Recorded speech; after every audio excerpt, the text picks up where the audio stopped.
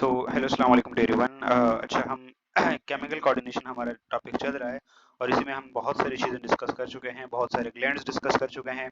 And आज का हमारा जो टॉपिक है वो है वर्किंग ऑफ हार्मोन, कि हार्मोन काम कैसे करते हैं, राइट।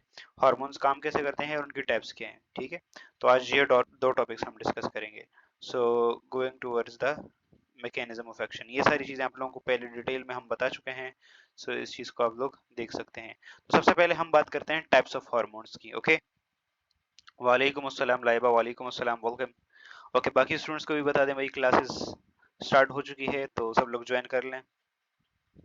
ओके, नॉन पार्टिसिपेंट्स हैं, बल्कि 8 पार्टिसिपेंट्स। ओके, ताकि सब लोग ज्वाइन कर लें, then will start the lecture. चले हैं। Okay, 10 number of students. वालेकुम अस्सलाम ताहिरा, वालेकुम अस्सलाम Laiba Abid, welcome. Welcome to the Noon academy. Okay, chemical nature of hormone की अगर हम बात करें तो हमारे पास केमिकली हार्मोन्स को ना हम 3 क्लासेस में डिवाइड करते हैं। ओके, 3 क्लासेस में सबसे पहले हमारे पास हैं पेप्टाइड हार्मोन्स। ओके, कौन से हार्मोन्स? Peptide hormones. तो पेप्टाइड हार्मोन्स हमारे पास वो होते हैं जो हमारे पास जिनका नेचर कैसा होता है, प्रोटीनिशियस नेचर होता है, जो प्रोटीन से बने होते हैं। तो they occur in short chain of amino acid. For example glucagon हो गया, एडीएच हो गया, ऑक्सीटोसिन हो गया, ठीक है, as well as long chain of amino acid, for example insulin, prolactin, ठीक है। सो हमारे पास जो पेप्टाइड हार्मोन या फिर प्रोटीन हार्मोन्स होते हैं, ये वो हार्मोन्स होते हैं जिनके अंदर क्या होता है, जिनके अंदर अमाइनो एसिड की एक चेन होती है पूरी लंबी, ठीक है। तो पेप्टाइड हार्मोन और protein hormones are those hormones. No no no, non physical की कोई ब्रांच नहीं है, ऑनलाइन ही होता है सब, ठीक है। सो हमारे पास पेप्टाइड हार्मोन और प्रोटीन हार्मोन्स वो हार्मोन्स होते हैं जिनके अंदर अमाइनो एसिड क्या होते हैं, अमाइनो एसिड्स होते हैं, ठीक है। इसमें हमारे पास देखें ग्लूकागॉन है, एडीएच है, इंसुलिन है, ये सारे हार्मोन्स हमारे पास पेप्टाइड हार्मोन्स में आते हैं। प्रीवियसली इन्हें हम ना प्रोटीन हार्मोन्स का नाम देते थे। तो peptide hormone, protein hormone is one in the same thing, ठीक है। तो पेप्टाइड हार्मोन या प्रोटीन हार्मोन कैसे हार्मोन होंगे भाई, जिनके अंदर क्या होंगे, अमाइनो एसिड्स होंगे, जो प्रोटीनिशियस नेचर के होंगे, ठीक है। इंसुलिन, ग्लूकागॉन, प्रोलैक्टिन, ऑक्सीटोसिन, ये सारे के सारे क्या हैं, पेप्टाइड हार्मोन्स हैं। दूसरी टाइप है हमारे पास मॉडिफाइड अमाइनो एसिड हार्मोन्स, ठीक है। तो ये जो मॉडिफाइड अमाइनो एसिड हार्मोन है ना, तो ये कुछ अमाइनो एसिड की मॉडिफिकेशन से बनते हैं। जैसे फॉर एग्जांपल हमारे पास जो T4 होता है, थायरोक्सिन, एपिनेफ्रिन, नॉरएपिनेफ्रिन, ये जो बनते हैं ना, ये अमाइनो एसिड टायरोसिन से बनते हैं, ठीक है। तो अमाइनो एसिड का तो आप लोगों को पता होगा ना, ए अमाइनो एसिड। अमाइनो एसिड का पता है ना सब लोगों को, क्या होती है amino acid?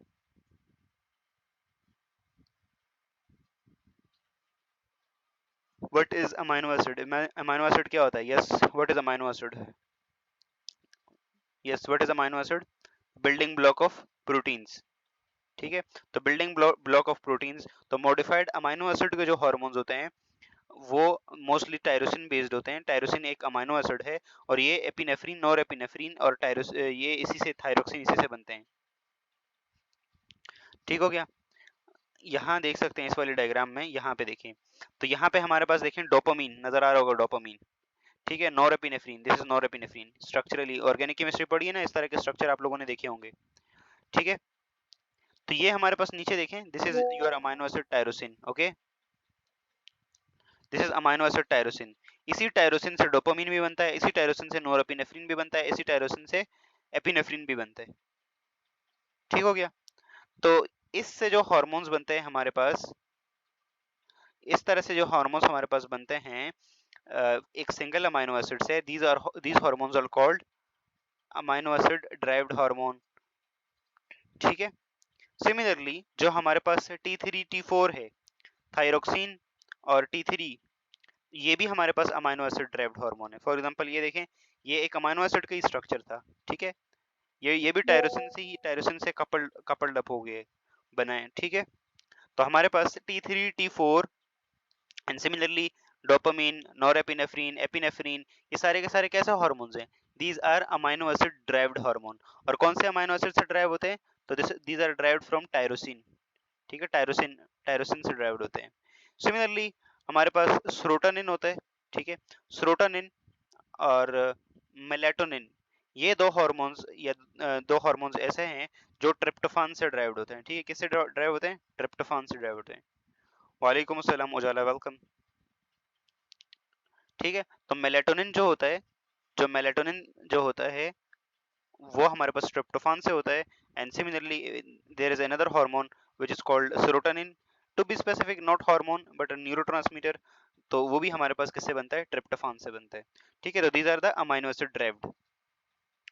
Okay, the third one is steroid hormones. तो steroid hormones are those hormones जिनके अंदर क्या होगा? स्टीरॉयड रिंग होगा। ठीक है, जितने भी सेक्स हार्मोन है ना, दे आर, ये स्टीरॉयड नेचर के होते हैं। ठीक है, oestrogen, progesterone, testosterone, aldosterone, cortisol, androgens. ठीक है, these all are steroid hormones. तो steroid hormone mostly adrenal gland और टेस्टिस और ओवरीज से रिलीज होते हैं। ठीक है, these are the just only places जहां से ये चीजें रिलीज होती हैं। ठीक है, कोलेस्ट्रॉल आप लोगों ने देखा होगा। Cholesterol, what is cholesterol? Okay okay okay okay, मैं भी बता देता हूँ कोलेस्ट्रॉल क्या है। Okay, just a minute. आप लोगों को फर्स्ट ईयर में जब बायोमोलिक्यूल्स अभी पढ़े होंगे आप लोगों ने, तो आप लोगों ने एक चीज पढ़ी होगी, स्टीरॉयड रिंग। स्टीरॉयड रिंग पढ़ा है? स्टीरॉयड रिंग अ कैरेक्टरिस्टिक्स, बहुत ही एक वो रिंग होता है, देखो इस सारे टाइप का रिंग होता है, ऐसे, देन एक ऐसे करके। ठीक है, जस्ट अ मिनट। ओके,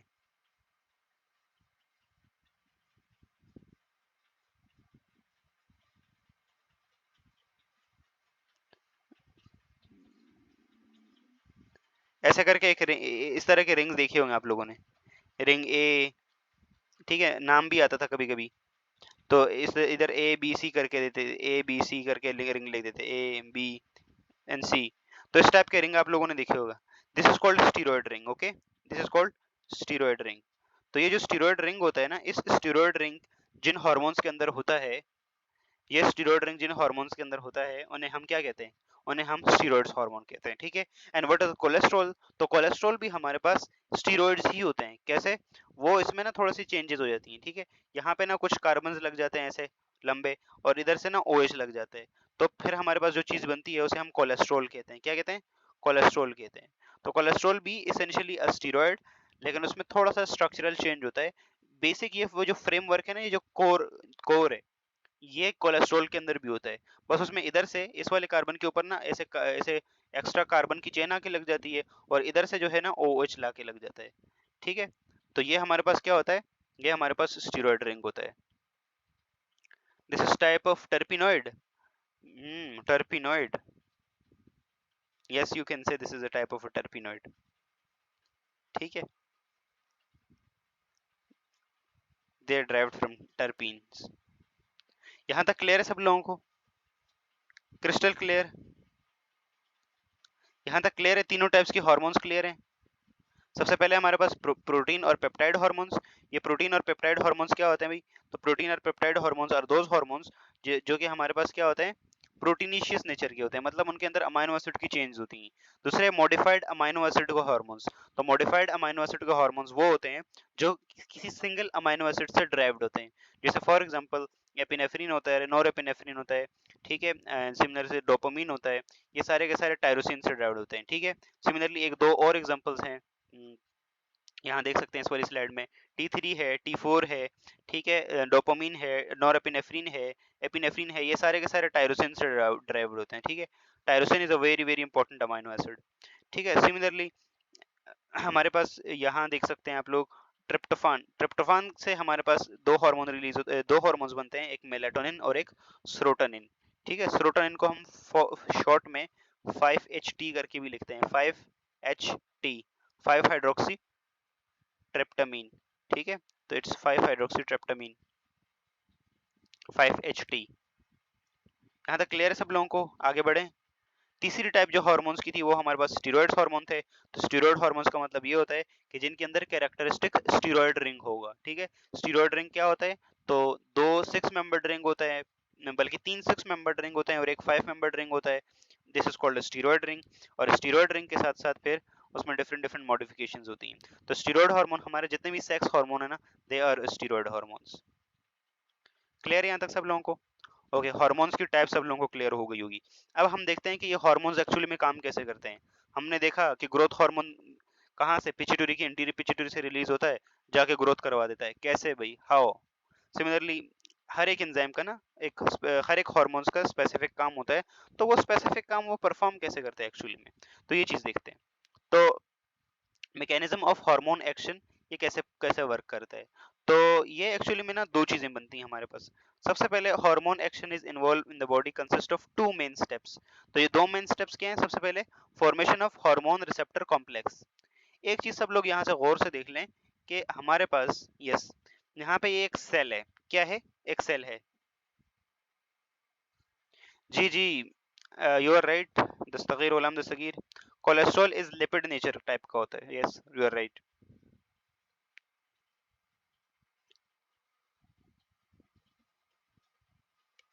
अब ये हमारे पास क्या है? एक सेल है। ठीक है, दिस इज अ सेल। ये सेल मेम्ब्रेन है ऊपर। यहाँ पे एक देखो ना, ये रेड कलर का ये ऐसे ऐसे आप लोगों को रिसेप्टर नजर आ रहा होगा। This is called receptor. ठीक है, तो ये जो रिसेप्टर होता है, हर एक सेल के ऊपर बहुत सारे रिसेप्टर्स होते हैं। ठीक है, हमने दो टाइप्स के रिसेप्टर की बात की। हमने एक पहले रिसेप्टर की बात की है, ऐसा ऐसा चीज जो हमारे पास किसी स्टिमुलस को डिटेक्ट करे इंटरनली एक्सटर्नल एनवायरनमेंट में। लेकिन रिसेप्टर सेल्स के ऊपर भी होते हैं। ठीक है, फॉर एग्जांपल अज्यूम करो ये एक सेल है, तो इस सेल के ऊपर ना बहुत सारे रिसेप्टर्स होंगे। इंसुलिन के लिए रिसेप्टर, ग्लूकागॉन के लिए रिसेप्टर। ठीक है, तो बहुत सारे डिफरेंट टाइप्स के रिसेप्टर्स यहाँ पे सेल शो करते हैं। ठीक है, तो हमारे पास क्या है हसन? मॉडिफिकेशन। कौन सी modification you are talking about? Like amino acid के अंदर जो मॉडिफिकेशन होती है, जो अमाइनो एसिड ड्राइव्ड हार्मोन्स बनते हैं, are you talking about those changes और those modifications? Okay, we have a different set of enzymes in our body. For example, for instance, यहाँ देखो, we have amino acid tyrosine. Okay, tyrosine में एक यहाँ पे there is an enzyme called phenylalanine hydroxylase. तो हर एक चीज को, वो हर एक चीज में जो चेंज लाता है ना, वो एंजाइम लेके आते हैं। ठीक है, फॉर एग्जांपल ये जो टायरोसिन होता है ना, टायरोसिन एक दूसरे अमाइनो एसिड से बनता है, विच इज कॉल्ड फिनाइलएलनिन। तो ठीक है, फिनाइलएलनिन की क्या होती है? हाइड्रोक्सिलेशन होती है, तो बन जाता है हमारे पास टायरोसिन। जो एंजाइम काम करता है ये, उसे हम कहते हैं फिनाइलएलनिन हाइड्रोक्सिलेज। इसी के बेस्ड हमारे पास एक डिजीज भी है, फिनाइल कीटोन्यूरिया।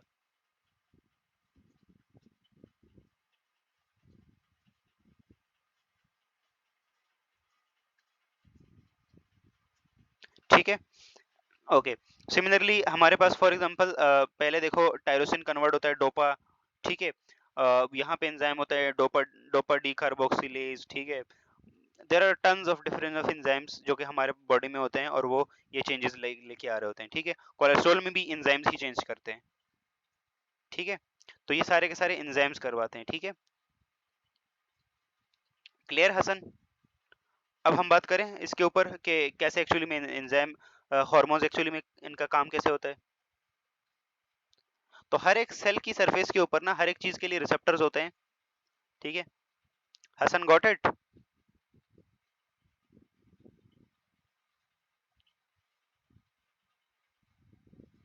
हसन जवाब दे दो भाई, समझ आया नहीं आया? ओके, सो हमारे पास सेल के ऊपर ना डिफरेंट रिसेप्टर्स होते हैं। ठीक है, एक रिसेप्टर वो होता है जो आप लोगों ने पढ़ा कि किसी भी चेंज को एक्सटर्नल या इंटरनल एनवायरनमेंट में होगा उसको डिटेक्ट करेगा। लेकिन एक रिसेप्टर ऐसा ऐसा होता है जैसे एंजाइम की तरह होता है। ठीक है, यस, MHC1, MHC2, इंसुलिन का रिसेप्टर, ग्लूकागॉन का रिसेप्टर। ठीक है, there are different types of receptors. तो हमारे पास सेल के पास ना रिसेप्टर्स होते हैं, और ये रिसेप्टर जस्ट लाइक प्रोटीन्स होते हैं। ठीक है, ये प्रोटीन्स प्रोटीन से बने हुए होते हैं, और रिसेप्टर्स की भी डिफरेंट टाइप्स होती हैं। ठीक है, और रिसेप्टर्स जैसे एंजाइम की तरह काम करते हैं। जैसे फॉर एग्जांपल एंजाइम हर एक अपने एक्शन एक्शन में स्पेसिफिक होते हैं ना। जैसे फॉर एग्जांपल फिनाइलएलनिन हाइड्रोक्सिलेज सिर्फ फिनाइलएलनिन की ही मेटाबॉलिज्म करवाएगा। ठीक है, सिमिलरली अगर लाइपेज है तो वो लिपिड की डाइजेशन करवाएगा। एंजाइम ऐसा स्पेसिफिक है ना, तो सिमिलरली रिसेप्टर भी स्पेसिफिक होता है। अगर इंसुलिन का रिसेप्टर है तो वहाँ सिर्फ सिर्फ इंसुलिन ही आके लगेगा। अगर ग्लूकागॉन का रिसेप्टर है तो वहाँ सिर्फ और सिर्फ ग्लूकागॉन ही आके लगेगा, और कोई और हार्मोन आके नहीं लग सकता। ठीक है, तो यहाँ तक हमारे पास ये चीज क्लियर है कि एक सेल के ऊपर इस टाइप के रिसेप्टर्स भी होते हैं। अब हमारे पास जिस हार्मोन को काम करना होता है, let's say for example assume करो इंसुलिन है, लेट्स सपोज आप लोगों ने बहुत ज्यादा खाना खाया है, दावत में गए, बहुत ज्यादा ना अंधाधुन, कोल्ड ड्रिंक्स, बिरयानी, निहारी, मतलब एवरीथिंग, सब जो आया ना याजूज माजूज की तरह खा गए। अब क्या होगा आपकी बॉडी में, एकदम हाइपरग्लाइसीमिया हो जाएगा, मतलब ग्लूकोज में, ब्लड में ग्लूकोज का लेवल बढ़ जाएगा। हमारे पास 90 मिलीग्राम पर डेसीलीटर से ये अमाउंट बढ़ जाएगी। जब 90 मिलीग्राम पर डेसीलीटर से ये अमाउंट बढ़ेगी तो हमारा पेंक्रियास क्या करेगा, इंसुलिन रिलीज करेगा। अब इंसुलिन कैसे काम करता है एक्चुअली में, इंसुलिन आएगा, अब इंसुलिन क्या करता है, लिवर के अंदर जो सेल्स होते हैं ना उनके ऊपर इंसुलिन का रिसेप्टर होता है, जो एडिपोज टिश्यूज होती है ना उनके ऊपर इंसुलिन का रिसेप्टर होता है, जो हमारे पास स्केलेटल मसल्स के सेल होते हैं ना उनके ऊपर ग्लूकोज उसका रिसेप्टर होता है। ठीक है, तो जैसे ही हमारे पास, जी वेरी गुड उजाला, ग्लट, ठीक है, तो ग्लूकोज के जो डिफरेंट डिफरेंट ट्रांसपोर्टर्स हैं, वेरी गुड, ओके, ग्लट अलग चीज है थोड़ी, रिसेप्टर अलग है, ठीक है। तो हमारे पास क्या होता है, जैसे हमारे पास लेट सपोज, अब लेट से अब ब्लड में ग्लूकोज ज्यादा हो गया, अब ये इंसुलिन आएगा यहाँ पे, ठीक है, ये इंसुलिन यहाँ पे आएगा, यहाँ पे बाइंड कर गया, लेट सपोज ये लिवर का सेल है। अब जैसे ही ये लिवर के सेल के अंदर बाइंड करेगा ना, तो क्या ये क्या सिग्नल दे रहा है, इंसुलिन आके सेल के रिसेप्टर के ऊपर बाइंड हुआ, तो ये किस चीज का सिग्नल है कि भाई ब्लड के अंदर क्या है, यस, ग्लूकोज बहुत ज्यादा हो गया है। अब हमें क्या करना है, ग्लूकोज को सेल के अंदर ट्रांसफर करवाना है, ठीक है, ताकि हमारे पास क्या हो, ब्लड के अंदर ग्लूकोज कम हो पाए, ठीक है। तो फिर क्या होता है बदले में, इंटरसेलुलर बहुत चेंजेस होते हैं, देखो यहाँ खिचड़ी बनी हुई है ना आप लोगों को, एडेनालाइल साइक्लेज, एटीपी, सी साइक्लिक एमपी, ठीक है, क्रैब डोमेन, और ये डिफरेंट डिफरेंट चीजें हैं ना। तो फिर क्या होता है, हमारे पास डिफरेंट डिफरेंट चेंजेस होते हैं। फॉर एग्जांपल, इंसुलिन जब बाइंड होता है तो इंसुलिन क्या करवाता है, जो ग्लट ट्रांसपोर्टर्स होते हैं ना, ग्लूकोज के ट्रांसपोर्ट के लिए हमारे पास स्पेसिफिक रिसेप्टर्स होते हैं, स्पेसिफिक ट्रांसपोर्टर्स होते हैं, ठीक है, क्योंकि ग्लूकोज डायरेक्टली ऐसे नहीं जा सकता क्योंकि it is a polar molecule, तो अक्रॉस प्लाज्मा लीमा या प्लाज्मा मेम्ब्रेन के अक्रॉस डायरेक्ट वो ऐसे नहीं जा सकता। तो इसके लिए जैसे ही इंसुलिन के हार्मोन यहाँ पे बाइंड करेगा, तो सेल की सरफेस के ऊपर ना ग्लूकोज के ट्रांसपोर्ट के लिए जो ग्लट्स होंगे, ठीक है, जो डिफरेंट टाइप्स के ग्लट्स होंगे, वो आके वो एक्सप्रेस होना स्टार्ट हो जाएंगे और वो ग्लूकोज को सेल के अंदर लेके आएंगे, ठीक है। और अल्टीमेटली क्या होगा, ग्लूकोज जब सेल के अंदर आएगा, जो हेपेटोसाइट्स के अंदर आएगा या एडिपोज टिश्यूज के अंदर जाएगा या स्केलेटल मसल्स के अंदर जाएगा या बॉडी के डिफरेंट सेल्स के अंदर जाएगा, तो ओवरऑल जो ब्लड में ग्लूकोज है उससे क्या फर्क पड़ेगा, ओवरऑल वो कम होगा, ठीक है। जब वो कम होगा तो फिर अब सेल के अंदर जो ग्लूकोज आया है ना उसको डिफरेंट डिफरेंट चीज़ों के लिए यूज़ किया जाएगा, प्राइमरीली तो एनर्जी के लिए, लेकिन एनर्जी अगर सफिशिएंट है तो फिर हमारे सेल के पास पूरी मशीनरी होती है उसको ग्लाइकोजन में कन्वर्ट करके स्टोर करने की, ठीक है। तो इस तरह से हार्मोन्स काम करते हैं, ठीक हो गया, यहाँ तक क्लियर है सब लोगों को कि हार्मोन्स एक्चुअली में काम कैसे करता है, क्लियर यहाँ तक। अब डोंट वरी, मैंने बहुत सारी चीजें ऐड की हैं, हम देखेंगे ये चीजें। लाइबहान, क्या चीज समझ नहीं आई आपको?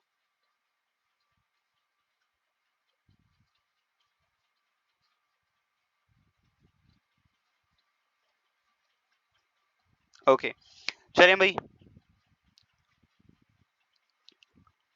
Okay, mechanism of hormone action, hormone का जो एक्शन होता है ना वो कैसे काम करते हैं। हर एक हार्मोन के एक्शन के लिए ना उसका रिसेप्टर का होना जरूरी है, ठीक है। रिसेप्टर एक प्रोटीन टाइप की चीज होती है, सेम जैसे एंजाइम होता है उसी टाइप का काम करता है रिसेप्टर्स भी, ठीक है।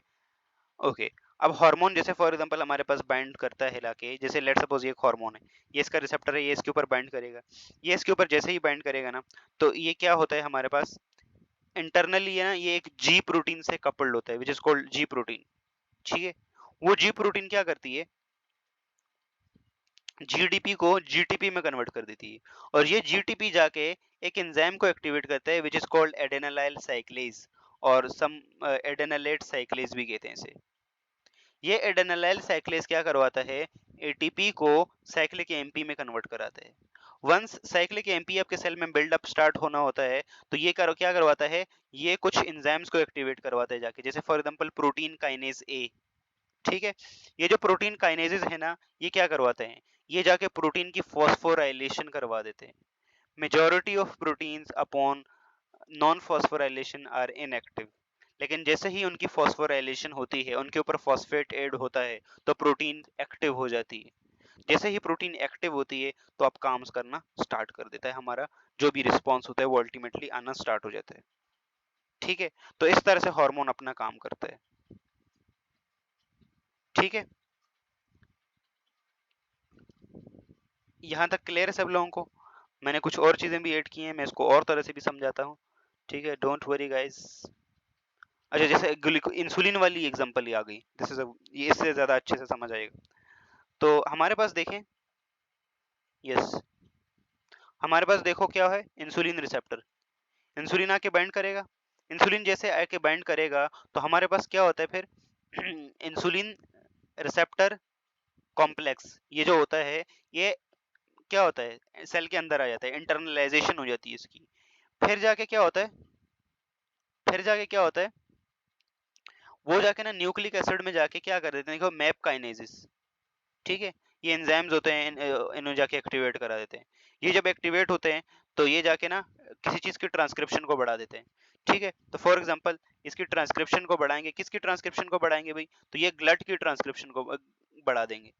ग्लट का जो जीन होगा उसकी ट्रांसक्रिप्शन, जब ग्लट क्या होगा, सेल की सरफेस के ऊपर एक्सप्रेस करेगा ज्यादा तो ग्लूकोज ज्यादा अंदर आएगा।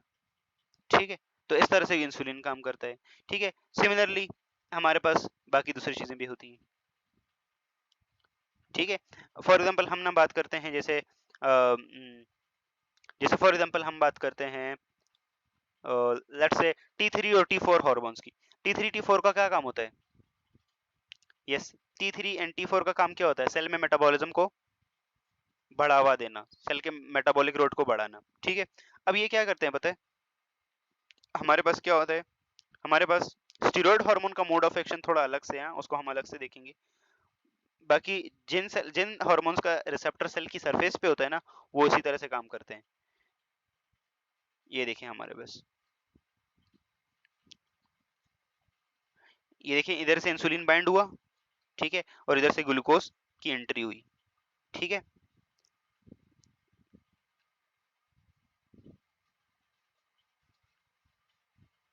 ठीक हो गया।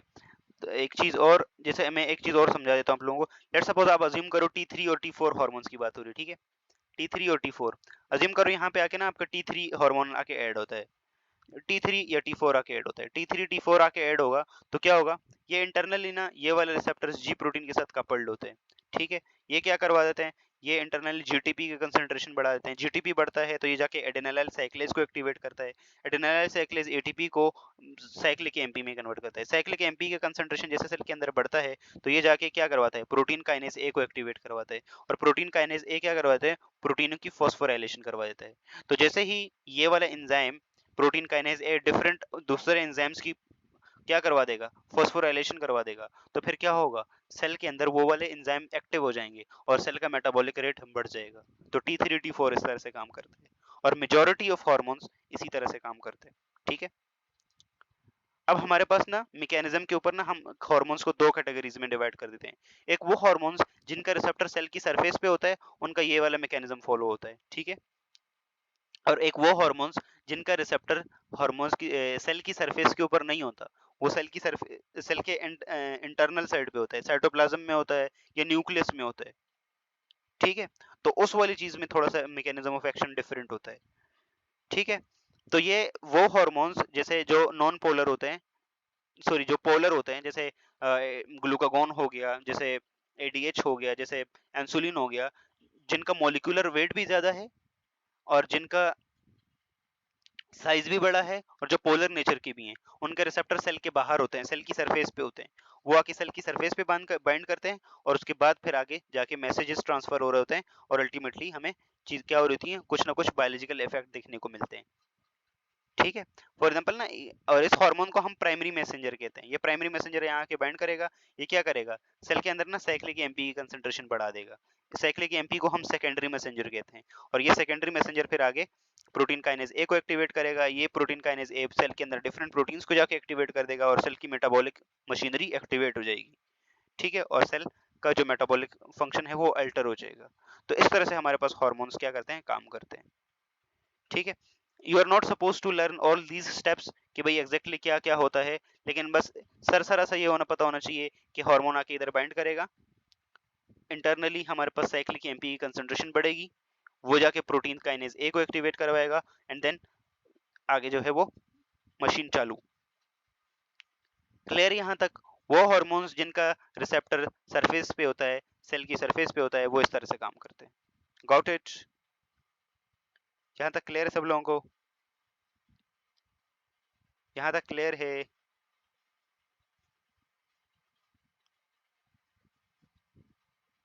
भाई यहाँ तक क्लियर है सब लोगों को? जवाब दे दें। नाउ अब हम बात करते हैं।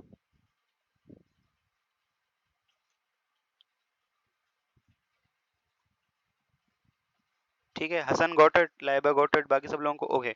नाउ अब है ना, ये तो हमारे पास वो हार्मोन्स हैं जिनका मॉलिक्यूलर वेट ज्यादा होता है, जो कि पोलर नेचर के होते हैं, जो कि सेल के अंदर जा नहीं सकते, जैसे इंसुलिन, एडीएच, ये सारे।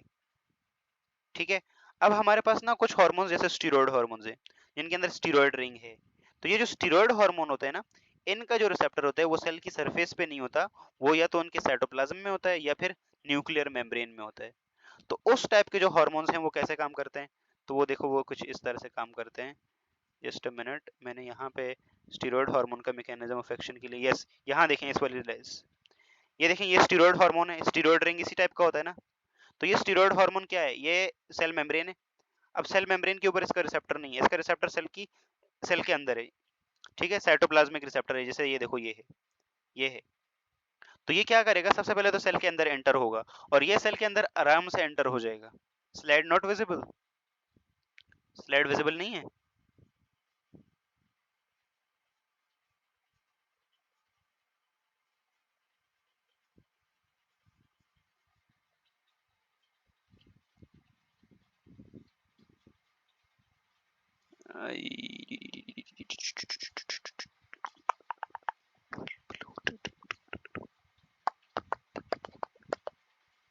Okay, now visible? Okay, now visible? अभी विजिबल है सब लोगों को? ओके, सो ये देखिए, हमारे पास ये हार्मोन, हमारे पास क्या है? This hormone is steroid hormone. ठीक है, ये हमारे पास क्या है? स्टीरॉयड हार्मोन है। अब स्टीरॉयड हार्मोन का जो रिसेप्टर होता है वो सेल की सरफेस के ऊपर नहीं होता, वो या तो साइटोप्लाज्म में होता है या फिर न्यूक्लियस के ऊपर होता है। ठीक है, तो अब ये देखो, ये हार्मोन, ये स्टीरॉयड हार्मोन कैसे काम करेंगे? तो स्टीरॉयड हार्मोन सबसे पहले तो सेल के अंदर ना आराम से इनको एंट्री होती है। ठीक है, ये ऐसा समझ लेना स्पेशल पर्सन है, जैसे देखते हैं ना हर जगह पे स्पेशल पर्सन के लिए आराम से वो गेट से आराम से एंटर हो जाते हैं, उन्हें कोई मसला ही नहीं था, और आम पब्लिक रो रो के एंटर हो रही थी, इतना रश। तो यहाँ पे सिमिलरली ये वाले जो पेप्टाइड, जो हमारे पास स्टीरॉयड्स हार्मोन है, ये आसानी से सेल के अंदर एंटर हो जाते हैं। क्यों? क्योंकि इनका ना जो फॉस्फोलिपिड बाइलेयर होती है, उसका भी लिपिड नेचर है, स्टीरॉयड खुद एक लिपिड है, तो लिपिड लिपिड को अट्रैक्ट करेगा, और ये सेल के अंदर से आराम से ट्रांसफर हो जाएगा। ठीक है, वंस ये सेल के अंदर आराम से ट्रांसफर हो जाएगा, इधर से आएगा इसका रिसेप्टर, ये देखें, ये इसका रिसेप्टर है।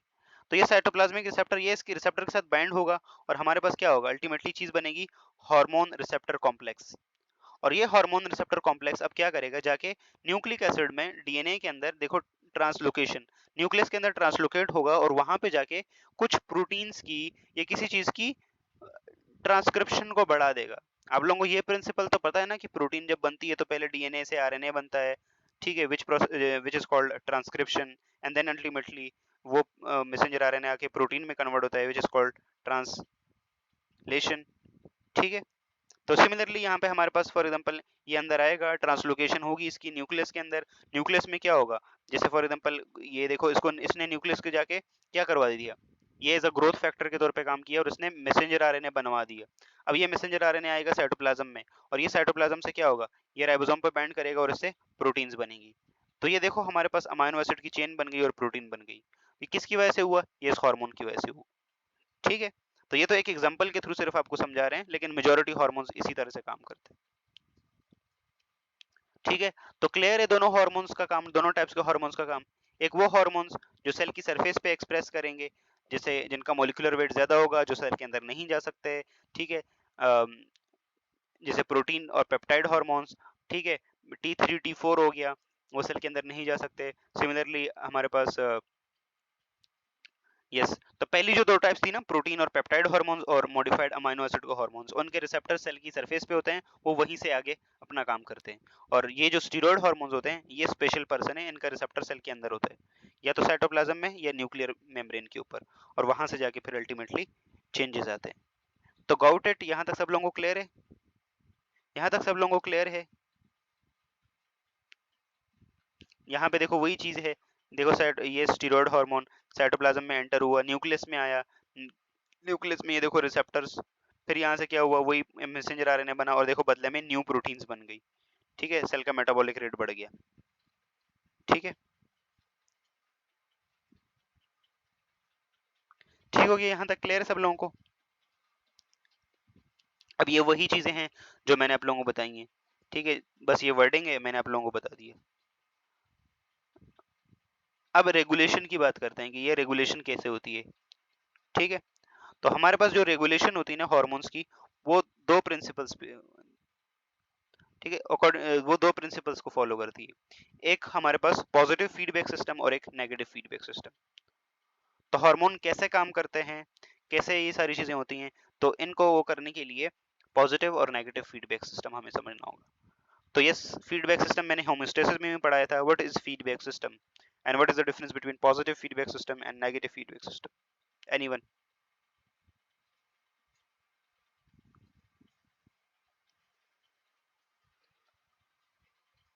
Okay Maijabin, I will upload it जल्दी इंशाल्लाह। Yes,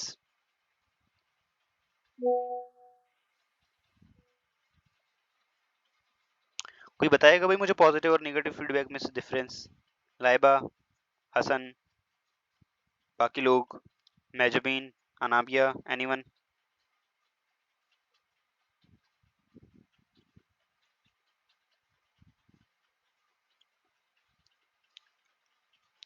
Laiba just contact on this, आई,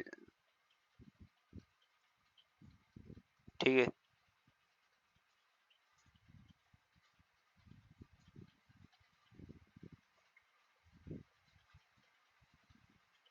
यहाँ पे Laiba you can contact on this, पता लग जाएगा वो कहाँ पे अपलोड होते हैं। पॉजिटिव शायद इनहांस करता है, नेगेटिव फीडबैक अपोज करता है। ओके, तो सेम एग्जैक्टली भाई हमारे पास दो टाइप्स के फीडबैक सिस्टम हैं, एक पॉजिटिव फीडबैक सिस्टम और एक नेगेटिव फीडबैक सिस्टम। ठीक है, फीडबैक सिस्टम तो आप लोगों को पता है कैसे होता है, जैसे इंस्टाग्राम पे या फिर सोशल मीडिया पे जो फीडबैक होता है ना, वैसे इस टाइप का ही फीडबैक होता है, राइट? तो फीडबैक सिस्टम हमारे पास क्या होता है? ओके, नून हैंग हो रहा है इसीलिए कमेंट नहीं हो रहा, ओके, इट्स ओके। ठीक है, तो हमारे पास जो पॉजिटिव फीडबैक सिस्टम होता है ना, वो क्या करवाता है, वो जो है ना वो प्रोटीन, पहले नेगेटिव फीडबैक की बात करते हैं, नेगेटिव आसान है थोड़ा सा।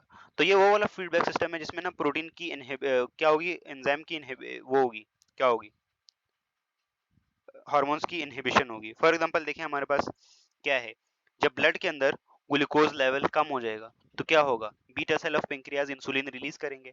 जब इंसुलिन रिलीज करेंगे तो हमारे पास क्या हुआ, इंसुलिन आएगा और ग्लूकोज को कम कर देगा।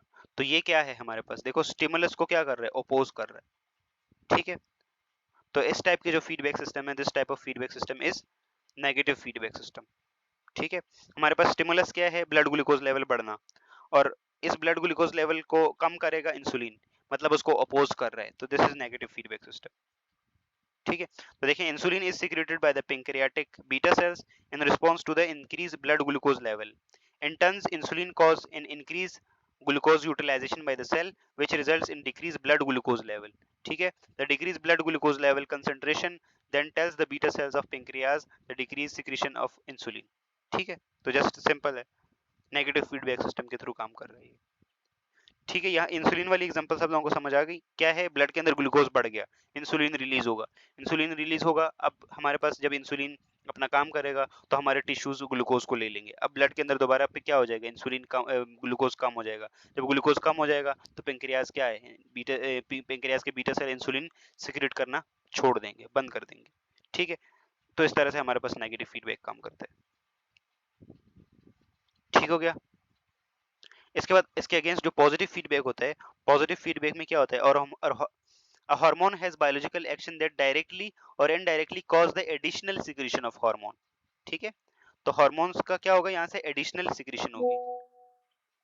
बेटा इंसुलिन की एग्जांपल दी तो, इंसुलिन की एग्जांपल दी तो, और मेजॉरिटी जो हार्मोन्स होते हैं वो नेगेटिव फीडबैक के थ्रू काम करते हैं। इंसुलिन की एग्जांपल दी, या चलो एक और एग्जांपल देखें, T3 T4 की एग्जांपल देख लेते हैं, चलें लेट्स से। हमारे पास सबसे पहले क्या आएगा भाई, हमारे पास ब्लड में सबसे पहले अज्यूम करो T3 T4 कैसे कंट्रोल होते हैं। तो T3 T4 जब ब्लड के अंदर अज्यूम करो कम है तो क्या होगा, वो ब्लड जब हाइपोथैलेमस के पास से गुजरेगा तो वो उस चीज को सेंस करेगा कि ब्लड के अंदर T3 T4 कम है। तो हाइपोथैलेमस क्या सीक्रेट करेगा, हाइपोथैलेमस TRH को बना के सीक्रेट करेगा। TRH क्या करेगा, थायराइड रिलीजिंग हार्मोन और थायराइड रिलीजिंग फैक्टर, वो आके थायराइड ग्लैंड को एक्टिवेट करेगा, नॉट थायराइड ग्लैंड सॉरी, वो आके पिट्यूटरी ग्लैंड को एक्टिवेट करेगा, पिट्यूटरी ग्लैंड की इंटीरियर पिट्यूटरी को एक्टिवेट करेगा और इंटीरियर पिट्यूटरी TSH को रिलीज करेगा, TSH जाके थायराइड ग्लैंड को स्टिमुलेट करेगा और थायराइड ग्लैंड फिर अल्टीमेटली T3 T4 बनाएगा। ठीक है, अब T3 T4 बनाया, अब T3 T4 की कंसंट्रेशन जब से ब्लड के अंदर बढ़ेगी तो वही ब्लड जब हाइपोथैलेमस के पास से जाएगा तो अब T3 T4 की कंसंट्रेशन ब्लड में अच्छी खासी है, तो अब क्या हो जाएगा, अब वो हाइपोथैलेमस TRH को बनाना छोड़ देगा। ठीक है, जब छोड़ देगा तो फिर अल्टीमेटली TSH रिलीज नहीं होगा, TSH रिलीज नहीं होगा तो T3 T4 रिलीज नहीं होगा। ठीक है, और ब्लड में जो अमाउंट है वो नॉर्मल, ठीक है, कम होगा तो फिर ये चीज सेंस होगी, फिर TRH रिलीज होगा। तो इस तरह से पूरा काम कर रहा है। ठीक है, similarly similar example for insulin और ग्लूकागॉन, इंसुलिन और ग्लूकागॉन भी नेगेटिव फीडबैक के थ्रू काम करते हैं और मेजॉरिटी हमारी बॉडी में जो सिस्टम होता है ना वो नेगेटिव फीडबैक के थ्रू ही काम करते हैं, पॉजिटिव की एग्जांपल्स बहुत कम मिलती हैं हमें। ठीक है, ओके, पॉजिटिव की यहाँ पे देखें तो द सर्च ऑफ LH, तो LH जो होता है दिस इज ल्यूटिनाइजिंग हार्मोन, ये ओव्यूलेशन के दौरान सीक्रेट होता है। जो मेंस्ट्रुअल साइकिल का J13 से J15 का जो पीरियड होता है ना उसमें ये हार्मोन रिलीज होता है LH, और LH क्या कर देता है, just prior to the ovulation is a result of positive feedback of estrogen on the anterior pituitary gland। ठीक है, तो LH कैसे रिलीज होता है, ड्यू टू पॉजिटिव फीडबैक। कैसे, तो जैसे हमारे पास जो एस्ट्रोजन होता है ना, एस्ट्रोजन की जैसे कंसंट्रेशन आस्ते आस्ते बढ़ती है ब्लड के अंदर तो क्या होता है, it trigger the interior pituitary to release the luteinising hormone, prior मतलब पहले। ठीक है, तो luteinising hormone then act on the ovaries and cause the secretion of oestrogen. ठीक है, तो ये एक दूसरे के लिए काम कर रहे हैं, एस्ट्रोजन ने LH को रिलीज करवाया और LH जब आएगा तो वो आके एस्ट्रोजन को रिलीज करवाएगा। तो ये वही है कि you scratch my back I will scratch yours, तो वही है, आप मेरी पीठ को जाओ और मैं आपकी पीठ को जाऊंगा। ठीक है, तो this is positive feedback system. Clear है यहाँ तक। तो LH ने क्या करवाया, एस्ट्रोजन की कंसंट्रेशन बढ़ा दी और एस्ट्रोजन ने LH की कंसंट्रेशन बढ़ा दी, तो दोनों ने एक दूसरे की कंसंट्रेशन को बढ़ाया, ठीक है, कम नहीं किया। तो ये पॉजिटिव फीडबैक सिस्टम है। गाउट इट, यहाँ तक सब लोगों को क्लियर है, यहाँ तक सब लोगों को क्लियर है।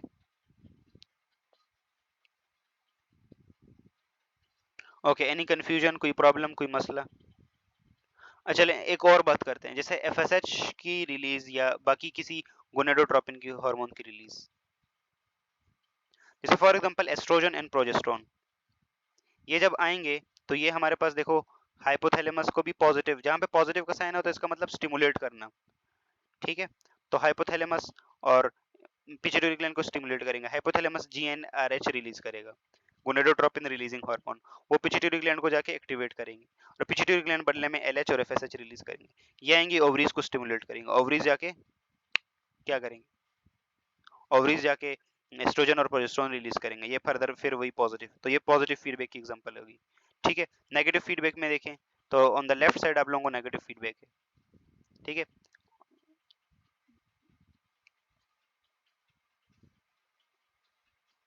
यहाँ तक क्लियर है ना सब लोगों को, यहाँ तक क्लियर है सब लोगों को। तो यहाँ तक हमने हार्मोन्स की सारी चीजें डिस्कस कर ली, होप्स हो के मैकेनिज्म दोनों टाइप्स के हार्मोन्स का क्लियर हो गया हो। यहाँ तक हमारे पास केमिकल कोऑर्डिनेशन का majority portion is now complete, complete हो गया है एंड बस ये पिट्यूटरी का पोस्टीरियर पिट्यूटरी रह गया है और ये एक चीज हाइपोथैलेमस रह गया है। हाइपोथैलेमस को जल्दी से अभी डिस्कस कर लेते हैं हम और पिट्यूटरी को बाद में डिस्कस करेंगे। तो हाइपोथैलेमस क्या है भाई, it is the important part of the fore brain. ठीक है, अभी पढ़ना है या जस्ट जो नोट्स मैंने दिए हैं वो पुरानी बुक के हिसाब से हैं, पुरानी बुक के हिसाब से। ठीक है, न्यू बुक के हिसाब से अभी करेंगे।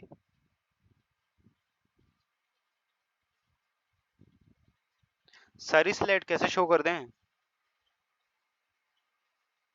ओके चलें ठीक है, चलें ठीक है यहाँ तक ये ओके, ओके ठीक है भाई, हाइपोथैलेमस और बाकी चीज़ें हम कल डिस्कस कर लेंगे। ठीक है, so I think that's about it.